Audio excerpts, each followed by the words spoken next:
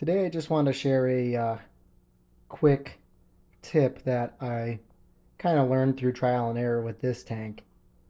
And, I've had persistent algae issues with this tank for the better part of a year, where, it was established for a while. It Everything was growing pretty well, I thought.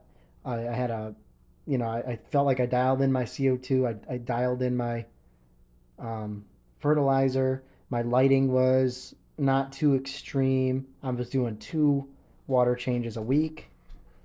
Um, Trying to just do everything I could. And I know Mother Nature's going to do what she's going to do, and there's nothing you can do about that. One thing that I didn't consider, and something that I learned where reading Dennis Wong's articles on 2 Hour Aquarist, is no matter what you do with the water quality, if your substrate is dirty, you're going to have persistent algae issues.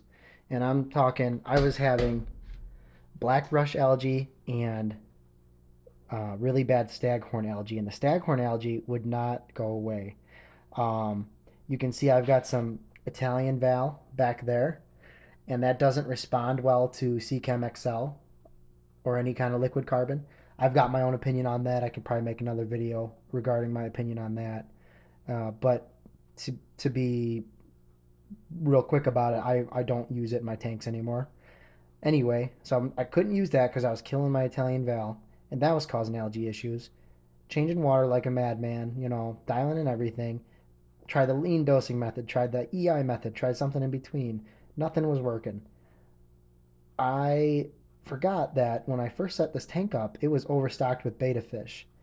I tried to do a beta sorority tank in here. I think this is a 45P, and so it's like 9 gallons, US gallons. And I had like 10 betas in here. And, I look back now and I realize that was way overstocked. So there was a lot of detritus and uneaten food and just other ammonia and waste in the substrate. And what I ended up doing was tearing this whole tank down. I was trying everything I could not to. But when I got into the soil and I really looked at the soil, it was all the way down to the bottom. There was just stuff. And when I actually drained the tank, it smelled really bad. Like there's just rotting debris in the soil. And there's nothing, I feel like there was nothing I could have done to really vacuum that out without destroying the scape. So what I did was I just pulled everything out. I took all the soil out. I kept it just in case. And, for other projects maybe, but I'm not sure if I'll even ever use it. And I just put new soil in, replanted only the best plants I could get from the scape. And what you see now is about a month in, pretty good growth. I mean, well, really good growth for me. I'm very happy with it. We do have some algae issues still. I've got some, I think, black brush algae on the Sterigani repens, but that had algae on it when I put it in the tank, so that's kind of bad for me to do that. Um, but yeah, I've just been really keeping up with the water change routine. I can I could share a link to the routine that I'm following. George Farmer's shop down the street from him. Dave from Aquarium Gardens. That's who it is. He's got a channel. It's got some really good videos, and his routine has really been great.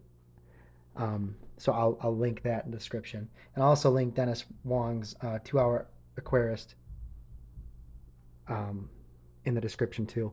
But yeah, there's just something I want to. If you guys are having persistent algae issues and you're trying everything, consider the substrate. Consider that maybe it's really dirty for whatever reason. And from my um, in my case, it was because of neglect and overstocking. I realize that now. So all I got in here right now is just some Amano shrimp and some Otocinclus. There's one back there. So it's very lightly stocked. I want to eventually put some guppy babies in here. I've got about 12 little guppies down in the basement. And I think I'll put those in there. I think that'd be fun. We'll see.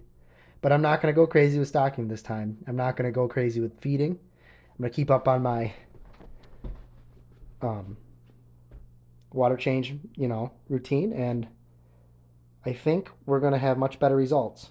So yeah, just want to share that tip with you guys. Hopefully that helps someone out there. It took me a long time to realize that, but I really do feel like that is the answer for me, was dirty substrate. Because I read an article on Dennis Wong's website and it just was like a light bulb going off. It was like, ah, of course. So if you like the video, go ahead and hit the like button. And you don't have to subscribe to me. I know I kind of put low quality videos out, but I want to get better. So if you're interested in seeing my progression, you can always subscribe. But if not, whatever, I don't care. So thanks for tuning in and thanks for watching.